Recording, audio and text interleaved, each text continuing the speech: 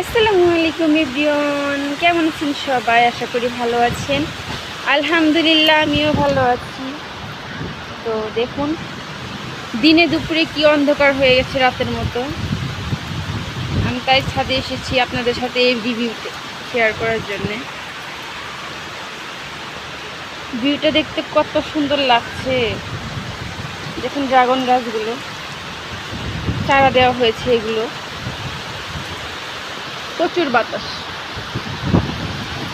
অনেক বাতাস।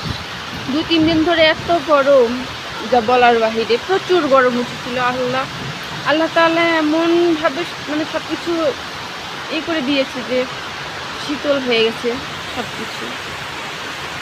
মাশাআল্লাহ, আল্লাহর কাছে হাজার হাজার শুকরিয়া।